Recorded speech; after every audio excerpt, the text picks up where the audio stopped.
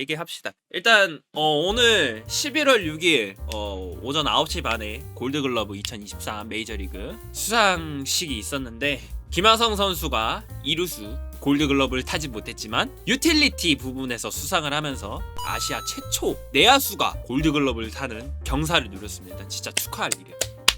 진짜 박수 받을 일이고 김하성 선수 정말 수고 많으셨습니다. 이번 시즌 골든글러브 축하드립니다. 이제 한국 와서 한화로 가져와.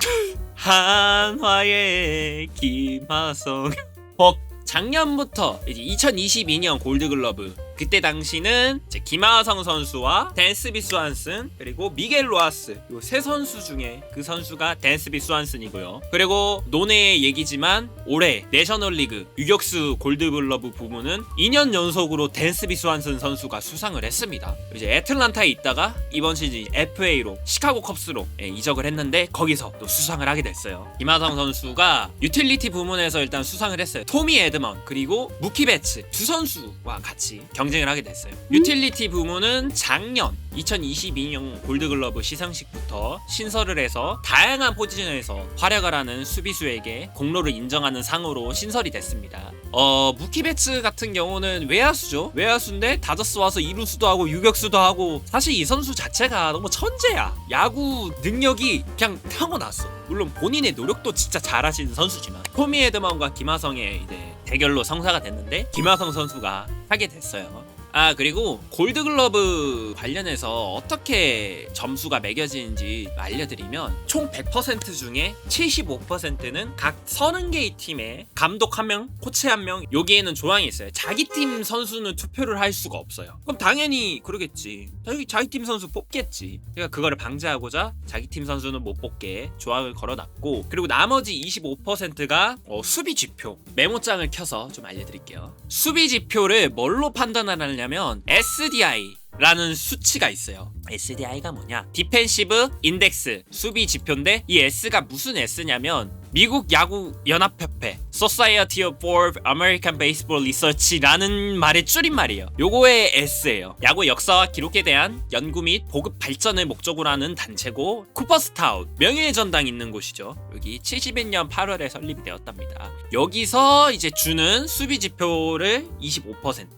올해도 했네라고 하는데 사실 골드글러브가 SDI 수비 지표를 넣은 게 얼마 안 돼요. 2013년부터 시작했어요. 공정성 문제가 있다. 그래서 요것도 넣었습니다. 그래서 SDI 수비 지표를 해가지고 감독 코칭 스태프 투표가 있죠. 여기서도 투표를 할 때 이 미국 야구 연구 협회에서 수비 지표를 쫙 줘요. 그거를 보고 스태프 투표를 반영을 하라. 이렇게 해서 투표가 진행이 되고 그다음에 DRS 디펜시브 런 세이브 요즘에는 디펜시브 런 세이브가 자주 사용되는 지표죠. 일반적인 선수에 비해 얼마나 실점 막았냐. UGR 얼티메이트 존 레이팅 그라운드를 64개로 나눠서 그 잡는 거에 대한 가중치의 점수를 주는 거예요. 파울 지역을 포함한 이제 그라운드 64개 구역으로 나누고 여기에 떨어지는 그 구역마다의 타구 있잖아. 타구의 개수와 위치 등을 고려해서 이 사람이 또 아웃을 잡는지 실점을 했는지 요거에 대해서 점수를 매기는 방법이에요. 요 기록이 다 좋은데 단점이 하나 있어요. 예를 들어서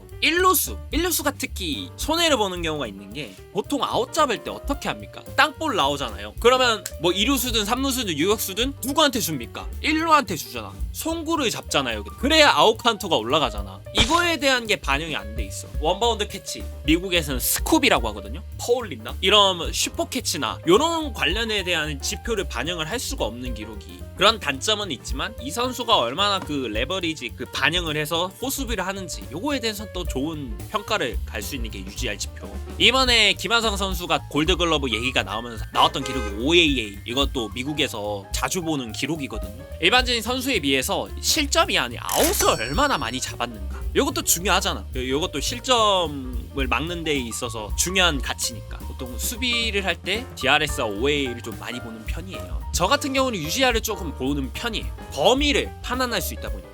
다시 돌아오면 DRS, UGR 등 포괄하는 그 수비 능력 측정 기준인데요. 런즈 많아요. 많아. 토탈 존 레이팅. 근데 요거는 그게 있어요. 타구가 어떤 타구인지를 좀 중점적으로 보는 기록이거든. 뜬공이다, 땅볼이다, 팝플라이다, 뭐 인필드 플라이다 이런 거를 개수로 조금 많이 세다 보니까 아무래도 요거를 조금 평균 값으로 해서 타구가 어떤 건지를 파악은 하지만 또 조금 떨어지는 감이, 원래 야구 통계 기록이 가중치가 다르다 보니까 이런 약점들이 다 있어요. 이런 쪽으로 중점해서 나온 기록이다 이런 느낌으로만 파악하면 될 것 같아요. 무튼 그래서 DRS, UGR, 뭐 RED, DRA, TG 해가지고 다 합쳐서 나온 지표가 SDI예요. 그러니까 종합적인 수비 지표를 다 합쳐서 이 선수의 수비 가치를 판단을 하는 거예요. 그래서 뭐 요 기록은 70%, 이제 요 기록은 30% 비율해서 100%에 요게 된다. 말 그대로 통계 지표도 다 갖다 모아놓는 거예요. 이번 시즌 이루수 부분 한번 보겠습니다. 유틸리티 부분은 뭐 탔으니까 내셔널리그 기준이에요. 김하성, 시카고 컵스의 니코 오너, 필라델피아 필리스의 브라이슨 스탓. 일단 수비 이닝으로 보면 니코 오너와 브라이슨 스탓이 1100이닝, 거의 300이닝 이렇게 소화를 했고, 김하성 선수가 이루수로서 이닝이 조금 작아요. 왜냐? 3루도 봤고 유격도 봤어요.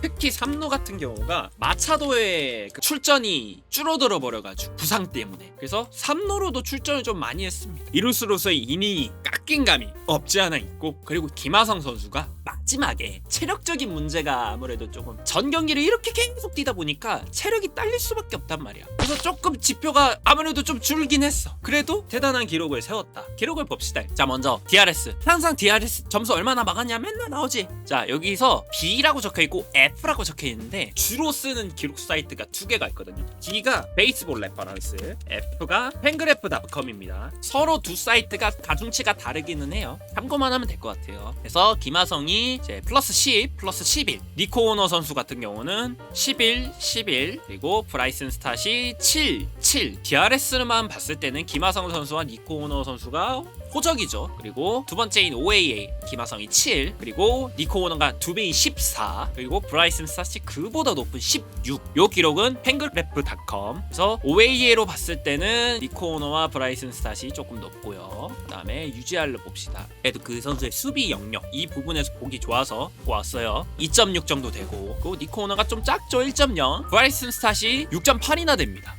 요 기록은 또 브라이슨 스탓이 좋네요. 니코 오너 선수도 수비 지표가 너무 좋고, 브라이슨 스탓 선수도 이런 OAA나 UGR을 봤을 때는 또 나쁘지 않다. DRS가 그렇게 뭐 안 좋은 것도 아니고. 이번 이루수는 누가 탈까 했는데 니코 오너 선수가 수상을 했습니다. 사실 근데 이 세 선수의 공통점이 있어요. 이 선수들이 전부 다 수비를 잘할 수밖에 없는 이유가 있어. 자, 김하성 작년에 어디였습니까? 유격수였죠. 올해 어딥니까? 이루수죠. 젠더보같이 영입했잖아. 그 비싼 돈 주고. 근데 이 두 선수도 밀려난 케이스예요. 니코 오너 선수 원래 유격수였거든요. 어디 갔습니까? 이루수 갔어요. 왜? 시카고 컵스에 댄스비 스완슨이 왔어요. 1억 7,700만 달러에 계약을 했어요. 아니 돈을 이래 주니까 밀려날 수밖에 없지. 아니 써야 될 거 아니야. 그래서 니코 오너가 밀려났어요. 원래 유격수로서도 좋은 수비를 보여줬던 선수고, 그리고 마지막 브라이슨 스타 이 선수도 유격수였거든요 작년에. 근데 이번에 이루수로 갔습니다. 왜?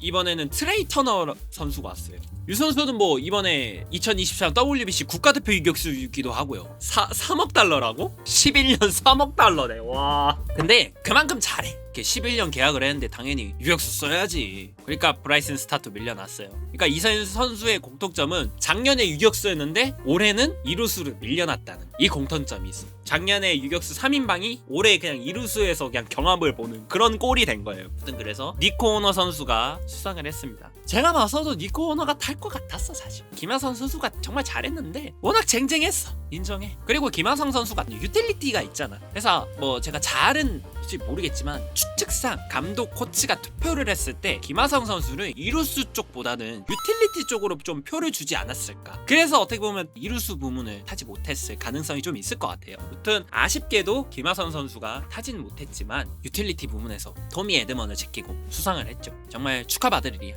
그러니까 이렇게 전반적으로 기록을 보면 김하성 선수가 꿀릴 건 없지만 니코 오너가 더 잘했어 그냥. 뭐 이건 뭐 어떻게 평가할 건가요? 사실 이거는 이 모든 기록을 막 이 짬뽕해서 하고 또 가중치도 다르잖아요. 그러다 보니까 뭐 물론 DRS도 그렇고 OAA도 그렇고 UGR도 그렇고 누구는 유리하고 누구는 불리하겠지. 사실 이거는 높다고 한들 뭔가 그렇게까지 영향을 주는 지표는 아닌 것 같아요. 사실 그리고 이게 크잖아요. 75%가 크기 때문에 이게 아무리 좋아봤자 비중이 낮아가지고 별 의미는 없는 것 같습니다. 조금의 차이는 이룰 수 있겠지. 하지만 다이나믹한 그런 투표에는 이게 반영이 되지 않을까.